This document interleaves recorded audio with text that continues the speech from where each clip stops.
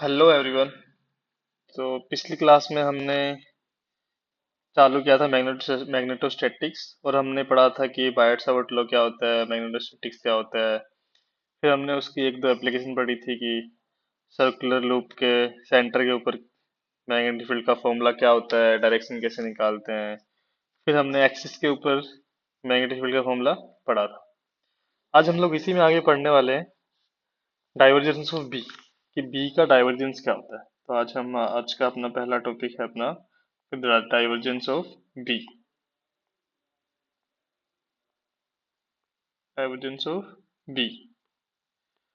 तो हमने पढ़ा हुआ है कि मैग्नेटिक फील्ड किसी पॉइंट पी के ऊपर कोई भी हमारी कि हमें कोई भी करंट डिस्ट्रीब्यूशन है, तो किसी पॉइंट पी पे जिसका पोजीशन वेक्टर आर है, वहां पे कोई भी करंट डिस्ट्रीब्यूशन हमारा जनरल करंट डिस्ट्रीब्यूशन मान लेते हैं हमारा जे।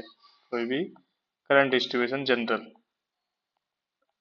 लेट से कोई करंट डिस्ट्रीब्यूशन है हमारे पास जे। तो उसकी वजह से हमने पढ़ा है कि कोई पॉइंट इसकी वजह से एक पॉइंट पी पे जिसका पोजीशन वेक्टर आर है, वहां पे हमने मैग्नेटिक फील्ड का फॉर्मूला पढ़ा है कि बी आर क्या होता है। B R is equals to mu naught upon 4 pi. जिस वॉल्यूम में हमारा करंट फैला हुआ है उस वॉल्यूम के ऊपर इंटीग्रेशन, और J R prime R minus R prime divided by R minus R prime के मोड का क्यूब और डी टाउ प्राइम। अब इसमें हमें इंटीग्रेशन परफॉर्म करना है, जो हमें ये इंटीग्रेशन परफॉर्म करना, वॉल्यूम कौन सी है, ये है वॉल्यूम जो हमारी करंट को कंटेन कर रही है। Volume containing the current, containing the current. और हमने जहाँ पे हमने एक डेटा वॉल्यूम कंस्ट्रक्ट किया है, डेटा वॉल्यूम जहाँ एक कंस्ट्रक्ट किया हमने कहाँ पे, आर प्राइम पे, इन द करंट डिस्ट्रीब्यूशन। और जे आर प्राइम क्या है, उस आर प्राइम पे एक हमारी करंट डेंसिटी है at that location, current density at R prime. ये हमारे इसमें जो जो हमारे वेरिएबल्स है कि डेटा क्या है, इंटीग्रेशन कहाँ पे करना है हमें, आर क्या है, आर प्राइम क्या है। आर प्राइम क्या है हमारा, जहाँ पे हमने डेटा प्राइम वॉल्यूम कंसीडर करी है। जे आर प्राइम क्या है, जहाँ पे हमने एलिमेंट लिया डेटा प्राइम, वहाँ पे करंट डेंसिटी कितनी है। अब ये तो हमने जो फॉर्मूला लिखा है बी आर का, वो है हमारा किसके लिए है, वॉल्यूम करंट डिस्ट्रीब्यूशन के लिए।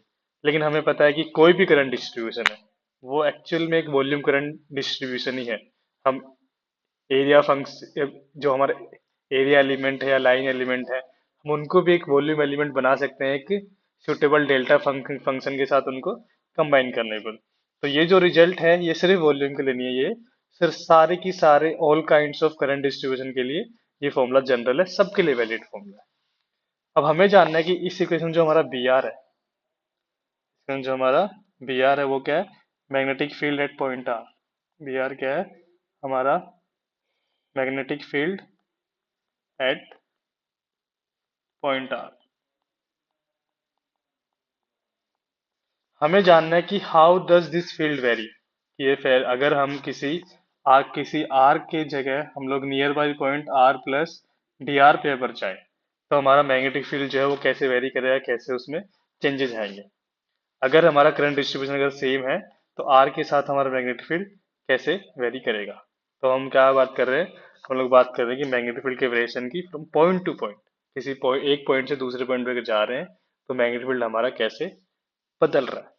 तो हम लोग ये हमें पता है कि जब कोई वैल्यू एक जगह से दूसरी जगह बजाय स्पेस में एक जगह से दूसरी जगह जाने पे बदलती है, तो हम उसमें बदलाव कैसे निकालते हैं, हम लोग उसका डेरिवेटिव लेते हैं उस फंक्शन का विद रिस्पेक्ट टू।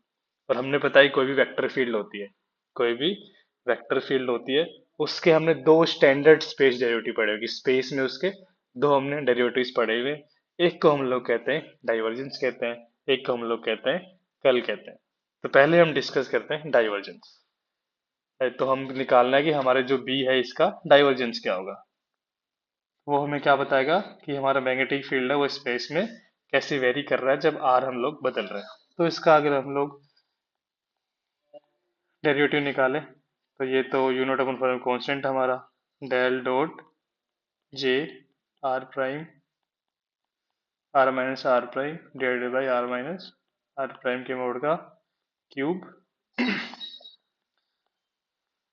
और हमारा डेटा प्राइम। तो जब हम इसको कैलकुलेट करेंगे, इसमें हम वेक्टर कैलकुलस लगेगा अच्छा खासा, तो हमें उस डिस्कशन में नहीं जाएंगे इसका डेरिवेटिव कैसे निकालेंगे हम लोग। लेकिन जब इसको कैलकुलेट करेंगे तो रिजल्ट हमें क्या मिलता है, हमें रिजल्ट मिलता है ये किसके बराबर होता है, जीरो के बराबर होता है, जीरो के बराबर होता है।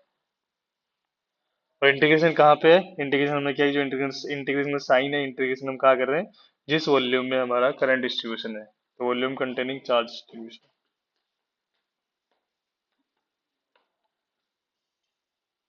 एंड डीटा प्राइम हमारा क्या है, इसमें जो डीटा प्राइम एलिमेंट है हमारा, वो क्या है, इस वॉल्यूम में एलिमेंट है, element in this volume.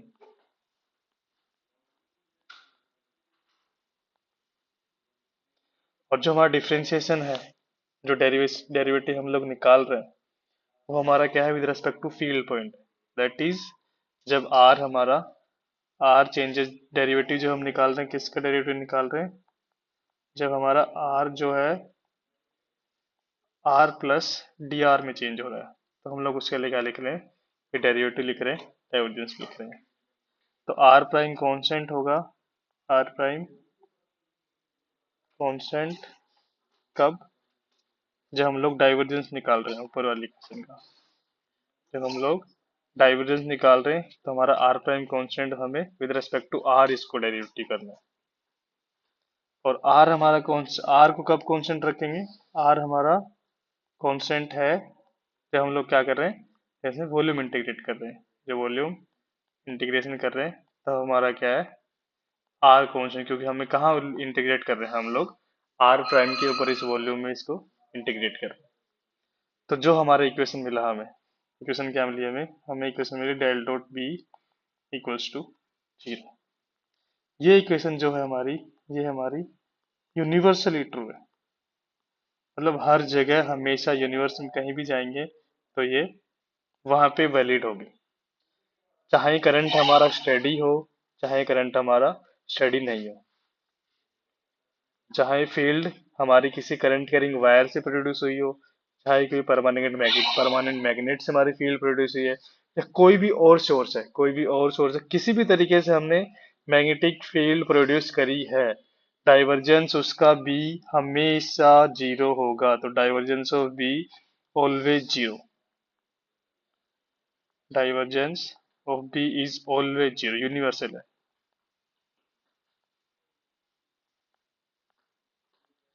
Always zero.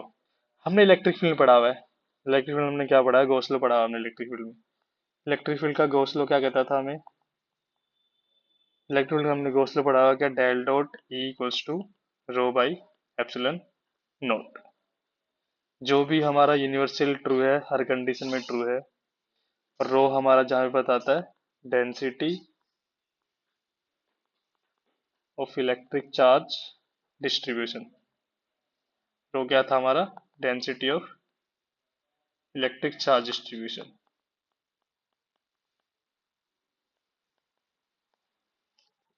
जो चार्ज डिस्ट्रीब्यूशन हमारा क्या प्रोड्यूस कर रहा है, ये हमारी फील्ड प्रोड्यूस कर रहा है।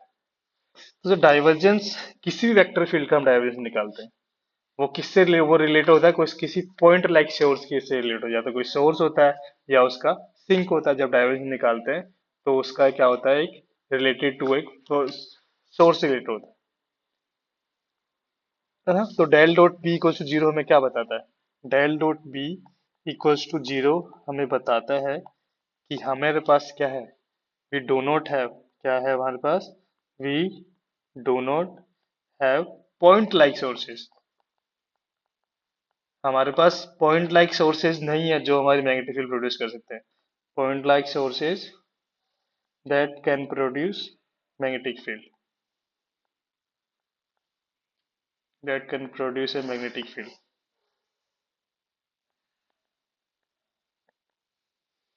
है ना। और हमारे पास ऐसा कोई स्पेशल पार्टिकल्स नहीं है जिसकी वजह से मैग्नेटिक फील्ड प्रोड्यूस होता है, हमारे पास ऐसा कोई पॉइंट नहीं है है ना, we don't have any points from where the magnetic field may emerge in all direction. ऐसा कोई पॉइंट नहीं है जहां से हमें मैग्नेटिक फील्ड हर डायरेक्शन में प्रोड्यूस हो। और ये जो del dot B equal to zero है, इसको हम लोग मैग्नेटिज्म का गॉस लॉ भी कहते हैं। इसको हम लोग क्या कहते हैं, जस्ट फॉर बिकॉज ये सिमिलर दिखता है del dot equal to epsilon से, तो इसको गॉस लॉ ऑफ मैग्नेटिज्म भी कहते हैं।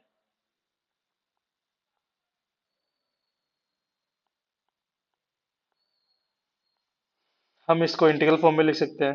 इंटीग्रल फॉर्म में कैसे लिखेंगे हम लोग, कि इसको हम लोग integration B dot D A, कोई भी क्लोज सरफेस हमारी, इसको हम लिख सकते हैं del dot B d tau equals to zero. तो और इसको हम लोग क्या कहेंगे, इसका मतलब क्या हुआ, द फ्लक्स ऑफ, ये क्या इंटीग्रल फॉर्म में, कौन सी फॉर्म में ये हमारा सेम फॉर्म जो हम del dot B equal to zero है उसको हमने इंटीग्रल फॉर्म में लिखा है। तो इसका मतलब क्या है, the flux of the magnetic field through a close surface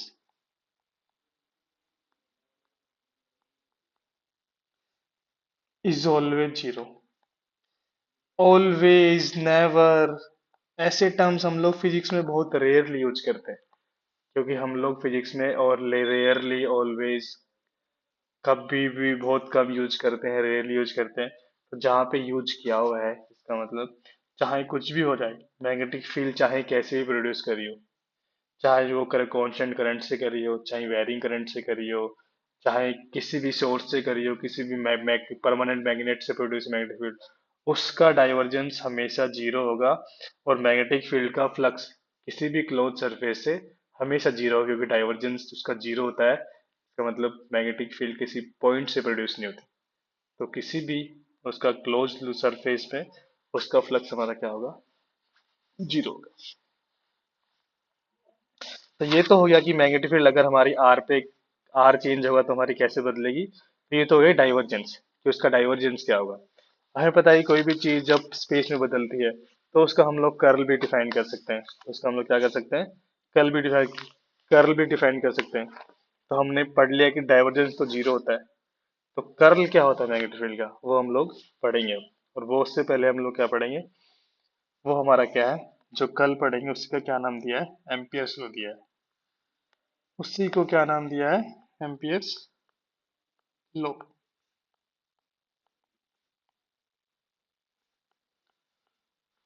तो हम लोग पढ़ने वाले हैं अब एम्पियर्स। तो एम्पियर्स लॉ क्या होता है, तो अभी तक हमने क्या पढ़ा है, बायट सावर्ट लॉ से क्या पढ़ा है, हमने डिस्कस किया है कि बायट सावर्ट लॉ क्या बताता है हमें।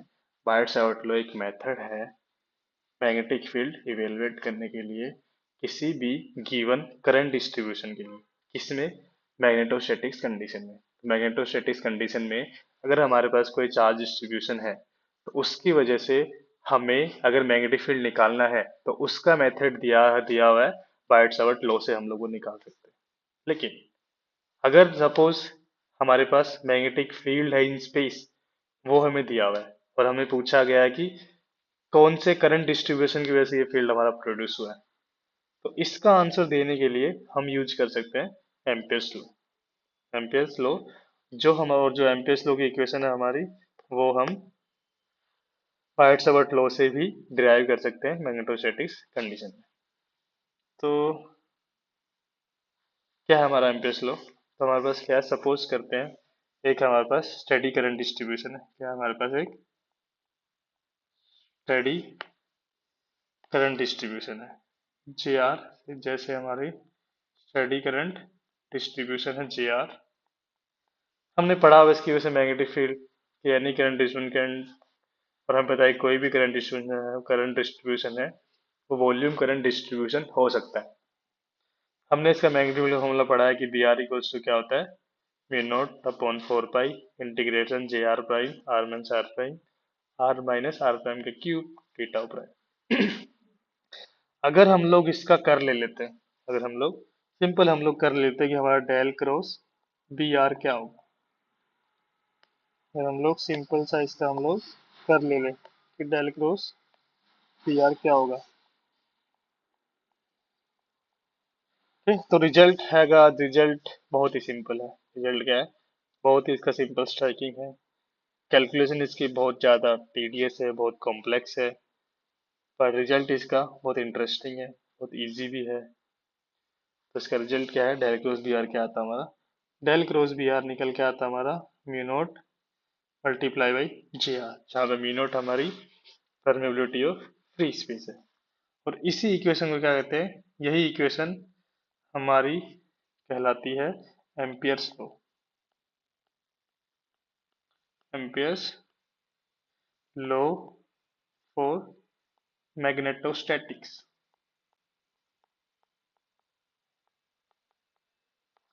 मैग्नेटोस्टैटिक्स।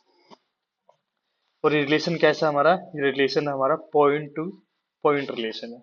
क्या बता रहा है ये, कि अगर किसी रीजन में एक steady state, study current distribution है, और वो करंट डिस्ट्रीब्यूशन एक मैग्नेटिक फील्ड प्रोड्यूस कर रहा है, और जो फील्ड है वो स्पेस में एक पॉइंट से दूसरे पॉइंट में बदल सकती है, तो अगर, तो हम लोग एक पॉइंट पी पे, किसी गिवन पॉइंट पी पे डेल क्रॉस बी कैलकुलेट कर सकते हैं।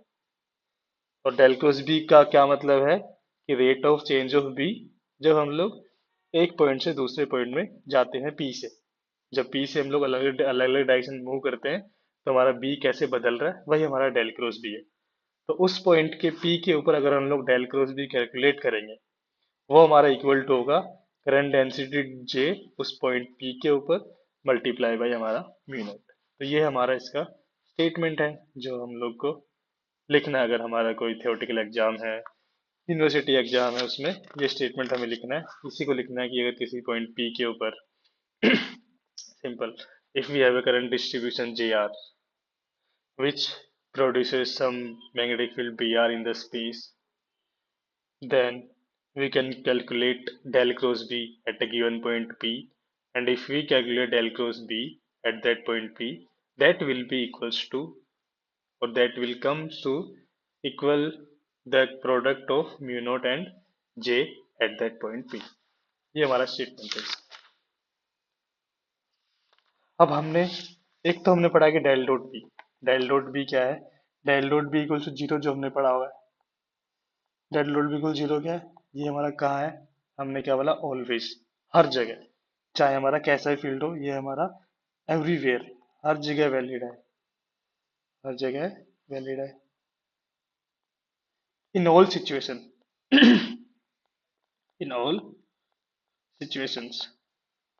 लेकिन हमारा जो जो हमने पढ़ा हुआ है डेल क्रॉस बी, लेकिन हमने जो डेल क्रॉस बी जो पढ़ा है हमने, वो सिर्फ किसके लिए वैलिड है, del cross B equal to naught J, ये सिर्फ किसके लिए वैलिड है, सिर्फ ये मैग्नेटोस्टैटिक्स के लिए वैलिड है, मैग्नेटोस्टैटिक्स के लिए वैलिड है। तो अगर हमारे पास कोई वेक्टर फील्ड है, अगर हमारे पास एक वेक्टर फील्ड है, अगर हमें उस वेक्टर फील्ड का डाइवर्जेंस पता है, अगर हमें उस वेक्टर फील्ड का कल पता है, एवरीवेयर, हर जगह, अगर हर जगह अगर हमें उसका डाइवर्जेंस पता है, हमें उसका कल कल पता है, और अगर हमें कोई रीजन, हमारा कोई रीजन है, उस रीजन की बाउंड्रीज के ऊपर अगर हमें उस वेक्टर फील्ड की वैल्यूज पता है, तो हम लोग उस वेक्टर फील्ड को हम लोग इजीली फाइंड कर सकते हैं। हमने इलेक्ट्रिक फील्ड के लिए भी देखा हुआ है, जब लेप्लास पढ़ी थी हमने, कि बाउंड्री कंडीशंस होती है और डिफाइन होता है, तो हम लोग आराम से पोटेंशियल निकाल सकते थे इसमें। तो इसी में अगर मैं कंसिडर कर लूँ होल स्पेस हमारा कोई रीजन है, अगर मैं पूरी स्पेस को रीजन कंसिडर करूँ, लेट्स से हमारी होल स्पेस क्या है, पूरी पूरी स्पेस ही हमारा रीजन है, तो हमारे रीजन की बाउंड्रीज कहाँ हुई, हमारे रीजन की अगर पूरा पूरा स्पेस हमारा रीजन है, तो बाउंड्री कहाँ गई उसकी, बाउंड्री उसकी इन्फिनिटी पे हो गई, तो बाउंड्री उसकी इन्फिनिटी पे हो गई। तो हमें पता है कि बाउंड्री पे इन्फिनिटी हो गई, तो value at B bound will be zero. हमें पता है कि इन्फिनिटी पे हमारी वैल्यूज क्या होगी, उसकी मैग्नेटिक फील्ड क्या होगी, जी होगी इन्फिनिटी के ऊपर। और हमें डेल क्रॉस बी दिया हुआ है, और हमें डेल डॉट बी ऑलरेडी पता है, वो तो जीरो है ही, तो हमारा जो हम लोग बी निकाल सकते हैं, जो बी उस रीजन के अंदर जो होगा, वो हमारा क्या होगा, यूनिकली डिस्क्राइब होगा। यूनिकली डिस्क्राइब होगा, क्योंकि हमें पता है कि उसका डेल डॉट भी जीरो है हर जगह पे। सॉरी। अब हम लोग बात करते हैं एम्पियर्स लॉ को, इसके अंदर इंटीग्रल फॉर्म के अंदर। ये तो हमारा क्या है, del cross B equals to mu naught J. इसको differential form of Ampere's law भी कहते हैं। अगर हम लोग इसी में आता है हमारा एम्पियर्स लॉ, अगर हम लोग पढ़े, अगला हमारा टॉपिक है Ampere's law in integral form.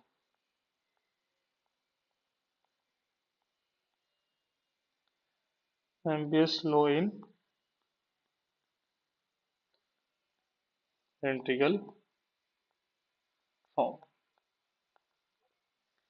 तो एम्पियर्स लॉ है वो हम लोग किस में लिखते हैं, वो इंटीग्रल फॉर्म में भी लिख सकते हैं, इंटीग्रल फॉर्म में भी लिख सकते हैं। तो मान लेते हैं हम लोग, हमारे पास एक क्लोज लूप है, ठीक है।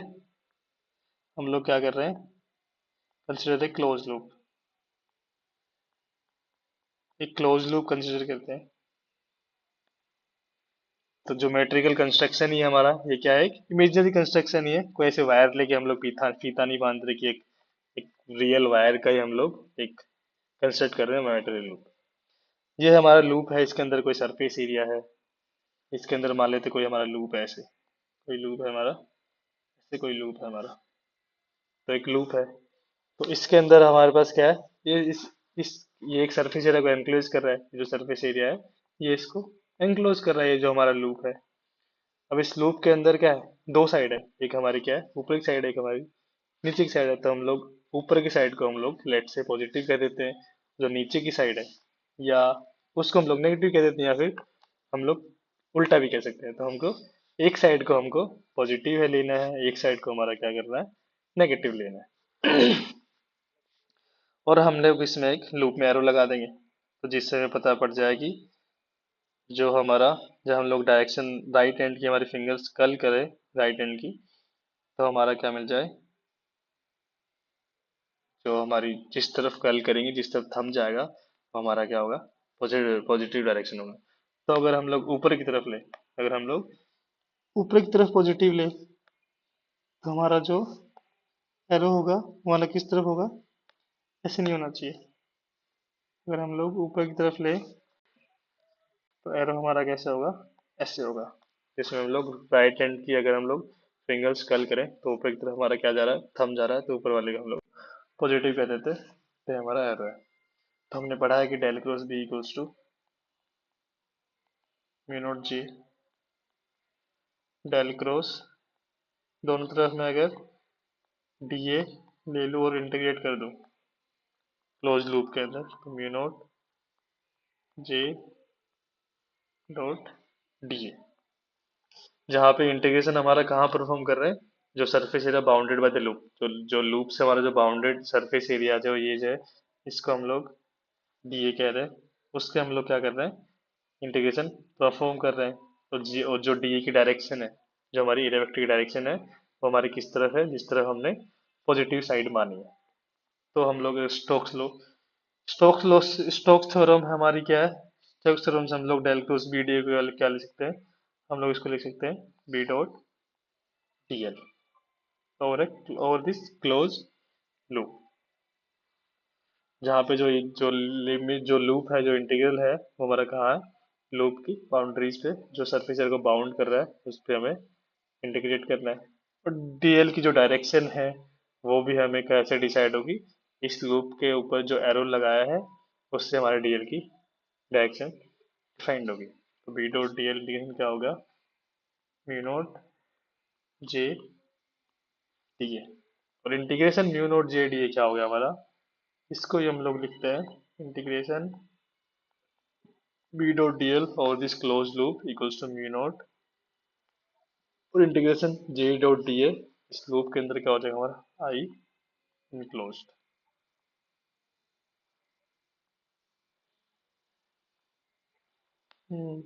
एक second, my marker is not working, just give me a moment,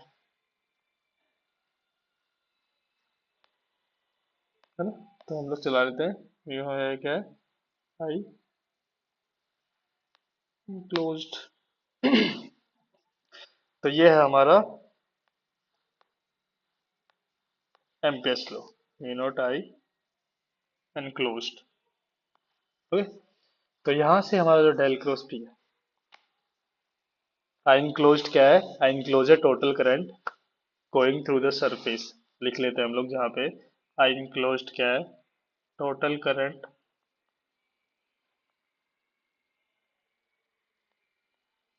total current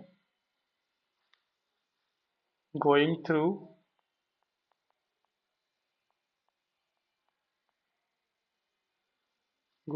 the surface area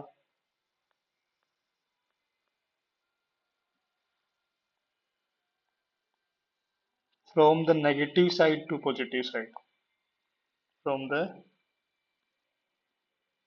negative side to the positive side.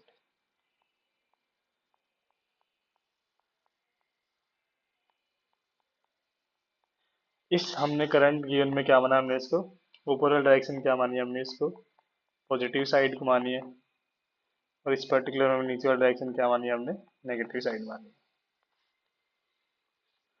तो हमने एम्पेयर्स लॉ क्या पढ़ा है, हमने पढ़ा है, हमने अभी पढ़ा कि एच एम्पेयर्स लॉ क्या है, del cross B equals to mu naught J, कहाँ वैलिड है, सिर्फ स्टेडी स्टेट करंट के लिए, सिर्फ ये मैग्नेटोस्टैटिक्स में valid, magnetic field produce by only steady currents. ठीक है, और जो हमारा इंटीग्रल फॉर्म भी B dot D L equals to mu naught I enclose, इसमें भी ये भी किसके लिए वैलिड है, सिर्फ मैग्नेटोस्टैटिक्स के लिए वैलिड है। तो इसका हम लोग छोटा सा एकदम थोड़ा सा एग्जांपल कर ले हम लोग, कि मान लेते ये हमारा कोई सरफेस है, करंट इसमें हमारा ऐसे हमारे इसमें करंट जनरेट से ये हमारा आई वन है, आई टू है, ये हमारा आई थ्री है, नीचे से करंट इसमें ये घुस रहा है और ऊपर से इसमें निकल रहा है, और इसके लूप के बाहर भी करंट है, कोई let's say I one current है, इसके अंदर इसके इधर भी क्या है, आई फोर करंट है। तो जो हमारा लेफ्ट साइड है इस equation B dot D l, जो हमारी इक्वेशन है B dot D L equals to mu naught I enclosed, ये हमारा लेफ्ट साइड में जो बी डॉट डी एल में जो बी लिखा है हमने, ये जो B dot B d l में बी लिखा है, ये है हमारा रिजल्टेंट मैग्नेटिक फील्ड। ये क्या है हमारा, ये है हमारा resultant magnetic field, resultant magnetic field B due to all the currents, all the currents whether they cross the surface area। ये जो लेफ्ट हैंड साइड में जो बी लिखा हमने, ये हमारा नेट मैग्नेटिक फील्ड है, जितने भी करंट प्रेजेंट है उसमें, चाहे वो हमारे सरफेस एरिया के अंदर आ रहे हो, लूप के अंदर हमने उसको लिया हो चाहे नहीं लिया, लेकिन जो हमारी राइट साइड है, राइट साइड पे जो आई है, जो हमारा आई है वो क्या है, हमारा आई क्लोज्ड है, जो हमारा लूप के अंदर हमारा क्या है, आ रहा है। तो इसमें इस पर्टिकुलर हम लोग इसके लिए क्या हो जाएगा हमारा, इसके लिए हमारा हो जाएगा B B dot D L equals to mu naught I two plus I three. अब सिंस हमारा दोनों की दोनों ही हमने ऊपर वाले डायरेक्शन हमने पॉजिटिव लिए, ये है हमारा लूप लेफ्ट डायरेक्शन, जैसे हमने ऊपर वाला डायरेक्शन क्या है, हमने पॉजिटिव ली है, दोनों ही करंट हमारे क्या है, नेगेटिव से पॉजिटिव जा रहे हैं, तो हमने आई टू प्लस आई थ्री कर दिया। इसी में अगर हमारा ऐसे होता, मान लेते हैं हम लोग कोई दो करंट हमारे ऐसे ऊपर जा रहे हैं, और हमारा लूप हमारा ऐसा है, मान लेते हैं एक करंट जो हमारा क्या है नीचे जा रहा है, let's say I two, I three, I four, कोई लेट से आई फाइव है बाहर, इधर लेट से आई वन है। तो इसी में हम लोग क्या लिखते हैं, हम लोग जो हमारा म्यू जो इसमें इस पर्टिकुलर इस सरफेस के लिए क्या हो जाता है हमारा बी डॉट डी एल, इसमें हम लिखते हैं म्यू नॉट I2 + I3, ऊपर वाली डायरेक्शन क्या है हमारी, पॉजिटिव है, तो पॉजिटिव में I2 + I3 जा रहा है, नेगेटिव में क्या जा रहा है हमारा, I4 जा रहा है, तो हम लोग क्या लिखते हैं, I2 + I3 - I4,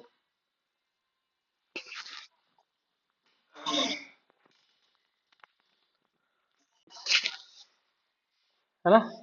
तो हमने अभी भी पढ़ा, हमने क्या पढ़ लिया, हमने मैग्नेटिक फील्ड का हमने डाइवर्जेंस पढ़ लिया, हमने मैग्नेटिक फील्ड का हमने कर्ल पढ़ लिया है, हमने एम्पियर्स लॉ पढ़ लिया है। तो अब हम लोग पढ़ेंगे एम्पियर्स लॉ की एक एप्लीकेशन पढ़ेंगे हम लोग, जो हम लोग अगली क्लास में पढ़ेंगे। सोलेनोइड की वजह से हम लोग मैग्नेटिक फील्ड का कैसे कैलकुलेट करते हैं वो निकालेंगे। तो फिर हम एक और टॉपिक पढ़ेंगे अगली क्लास में, जो है हमारी बाउंड्री कंडीशंस। मैग्नेटिक फील्ड के ऊपर बाउंड्री कंडीशंस हम लोग पढ़ेंगे कि बाउंड्रीज के ऊपर मैग्नेटिक फील्ड हमारी कंटिन्यूस होगी या डिसकंटिन्यूस होगी। तो ये हम करेंगे हमारी अगली क्लास में। Thank you.